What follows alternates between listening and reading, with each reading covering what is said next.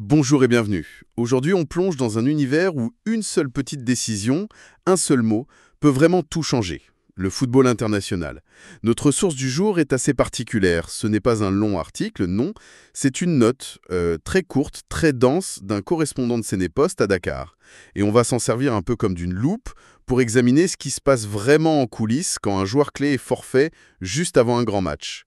On va décortiquer la gestion du risque, la stratégie, le jeu d'influence avec les médias, le tout à travers ce cas très précis de l'équipe du Sénégal. Et c'est un prisme excellent, parce que ce genre de situation, ce n'est pas juste un nom à changer sur une feuille de match, loin de là. C'est un véritable test, un stress test pour tout le staff. On va voir comment une décision qui semble purement médicale déclenche en fait toute une cascade de réflexions, tactique, de communication et même une sorte de bras de fer intellectuel avec les observateurs extérieurs. C'est là qu'on touche à la complexité du management sportif de haut niveau. Absolument. Alors, allons-y. Le point de départ, c'est donc ce forfait. Un joueur, Hassan Diao, forfait pour un match amical contre le Brésil. Et le terme utilisé dans la note, c'est qu'il est jugé trop juste. Ce mot-là, il m'intrigue. Est-ce que c'est une façon un peu diplomatique de dire qu'il n'est pas prêt, ou il y a autre chose derrière? C'est beaucoup plus subtil que ça. Inapte, c'est binaire, c'est oui ou c'est non. Il peut jouer ou il ne peut pas. Trop juste, ça ouvre tout un champ de nuances, de dilemmes. Ça veut probablement dire que le joueur pourrait tenir sa place peut-être 60 minutes, peut-être en serrant un peu les dents. Mais le staff, lui, il évalue le rapport bénéfice-risque. D'accord. Le bénéfice, c'est de l'avoir sur le terrain contre le Brésil, un match de prestige. Le risque, c'est une rechute. Une rechute qui pourrait lui coûter des mois de compétition. C'est un arbitrage constant. Un arbitrage qui doit être terrible quand même quand l'adversaire s'appelle le Brésil. On ne parle pas d'un petit match amical sans enjeu, c'est une affiche de gala, une vitrine pour tout le monde. La pression pour l'aligner même à 90% a dû être colossale. Colossal, c'est le mot. Et c'est là que la décision du sélectionneur, Pape Thiaw, est intéressante. En choisissant la prudence, il résiste à cette tentation du court terme. C'est un message qui est fort. La santé d'un joueur, les objectifs à long terme de l'équipe, c'est plus important que le prestige d'un seul match. C'est un acte de management réfléchi. Alors qu'un autre coach aurait pu... Un autre coach aurait pu se dire « Écoutez, contre le Brésil, un Diao même à 80% nous apporte quelque chose que personne d'autre ne peut offrir. C'est un risque, oui, mais un risque calculé que je suis prête à prendre pour marquer les esprits. Il n'y a pas de bonne ou de mauvaise réponse en soi. C'est une question de philosophie. Thiaw, lui, a choisi la durabilité. C'est un choix qui se défend. Je vois. C'est beaucoup plus complexe qu'il n'y paraît. Et en parlant de pression extérieure, c'est justement là que la note de notre correspondant, un certain Sall, devient savoureuse. Il ne se contente pas de rapporter l'info, il en fait une affaire presque personnelle. Ah oui, il transforme une information en validation de sa propre expertise. C'est un classique du journalisme sportif, mais là, c'est fait avec une certaine assurance. C'est le moins qu'on puisse dire. Il écrit, et je trouve ça très direct, « Bien avant la publication de la liste, j'avais suggéré à ce que Pape Thiaw laisse Hassan Diao à Kumo, vu qu'il revient d'une longue blessure. » Et il insiste, il dit « J'avais même dit que l'idéal était de... Franchement, c'est audacieux, non ?» Il se met à la place du sélectionneur en disant « Je vous l'avais bien dit. » C'est très audacieux et c'est complètement intentionnel. Il n'est pas un simple observateur. Il se positionne comme un expert dont l'analyse, si on l'avait suivi, aurait permis d'éviter cette situation. Ça illustre parfaitement ce jeu d'influence, cette relation parfois tendue entre un staff et la presse. Le journaliste veut prouver qu'il a une vision du jeu qui égale, voire surpasse, celle des décideurs. C'est un moyen de bétonner sa crédibilité, j'imagine. Le message, c'est « Suivez-moi, je vois les choses arriver avant les autres. » Exactement. Et ça crée une pression indirecte, mais bien réelle, sur le sélectionneur pour la prochaine fois, pour la prochaine blessure. Pape Thiaw saura que ce journaliste, et sûrement d'autres, vont regarder ses choix, non pas avec un œil neuf, mais avec en tête le précédent Diao. C'est une façon de dire que la décision prise aujourd'hui est une correction tardive d'une erreur initiale. C'est une petite bataille de récit qui se joue en public. C'est fascinant! Mais ce qui rend son analyse encore plus forte, c'est qu'il ne s'arrête pas à la critique. Il propose une alternative, une solution très concrète.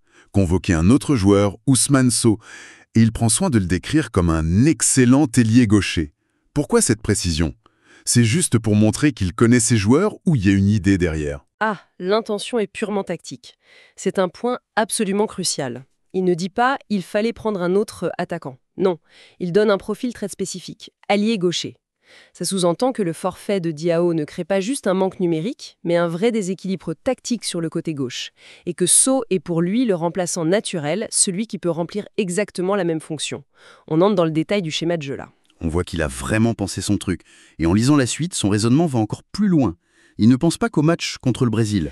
Oui, et c'est là que sa proposition devient vraiment stratégique. Il a un coup d'avance. Il écrit que faire venir Ousmane Sow pour le Brésil serait peut-être trop juste, il réutilise le même mot, ce n'est pas un hasard, mais que ce joueur serait bien utile pour le match d'après, contre le Kenya. Attendez, donc sa logique, c'est « Ok, on a un problème pour le Brésil. Ma solution, So n'arrivera peut-être pas à temps pour ce match, mais appelons-le quand même, parce que le vrai objectif, c'est le match suivant. C'est bien ça ?» C'est exactement ça. C'est ce que j'appellerais une pensée à double détente. Il transforme un problème à court terme en une opportunité à moyen terme. Le match contre le Brésil, qui est amical, devient une sorte de sas d'intégration pour le nouveau. Même s'il ne joue pas, il est là, il s'entraîne avec le groupe, il apprend les systèmes, il rencontre ses coéquipiers. Et il serait donc parfaitement intégré et prêt pour le match suivant contre le Kenya, qui lui a sans doute un enjeu bien plus important. C'est malin. On sacrifie un peu le présent pour maximiser le futur. Précisément. C'est une vision de gestionnaire d'effectifs, au fond. Ça me rappelle un peu les grandes équipes de sport US en pré-saison. Elles utilisent des matchs sans enjeu pour tester des joueurs, des combinaisons, en vue des vraies échéances. Le journaliste invite le sélectionneur à adopter cette perspective plus large, à ne pas avoir le nez collé sur le match du Brésil, aussi prestigieux soit-il. C'est une critique, mais une critique constructive. Quand on prend du recul, c'est incroyable de voir tout ce qu'on peut tirer d'une simple note de quelques lignes. On a un cas d'école qui mêle médecine du sport, stratégie, tactique à court et moyen terme, et ce jeu d'influence permanent avec les médias, qui sont bien plus que de simples commentateurs. C'est la synthèse parfaite. On voit cet équilibre très précaire que doit trouver un sélectionneur. Il est pris en tenaille entre les données objectives de son staff, la pression de l'opinion et le regard critique des experts extérieurs. Et ce qui est intéressant, c'est que le journaliste utilise le mot « idéal » pour qualifier sa solution. Il ne dit pas « c'est une option », non, il dit que c'était la solution. Ce qui nous ramène à sa posture d'expert qui sait mieux que les autres. Oui. Et ça soulève une question qui va bien au-delà de ce cas du Sénégal. Au fond, dans ce cirque médiatique permanent où chaque décision est disséquée en temps réel par des consultants, des anciens joueurs, des journalistes, quelle est la véritable influence de tout ce bruit sur la décision finale? Est-ce que ce flux d'opinion est une aide, une sorte d'intelligence collective qui pousse le décideur à voir des angles morts? Ou, au contraire, est-ce que ça devient une cacophonie, une pression paralysante qu'il faut absolument apprendre à ignorer pour rester fidèle à sa propre stratégie, à ses infos internes qui sont toujours plus complètes que celles de l'extérieur? C'est une excellente question. La tentation de vouloir plaire ou de vouloir prouver aux experts qu'ils ont tort doit être immense. Immense. Et la pensée à méditer, c'est peut-être celle-ci. Le plus grand talent d'un sélectionneur aujourd'hui, ce n'est peut-être plus seulement sa science du jeu, mais sa capacité à filtrer l'information, savoir quoi écouter, qui écouter, et surtout quand il faut se boucher les oreilles et faire confiance à son instinct et à son équipe. C'est un équilibre presque impossible à trouver, et c'est sans doute pour ça que ce poste est l'un des plus exposés au monde.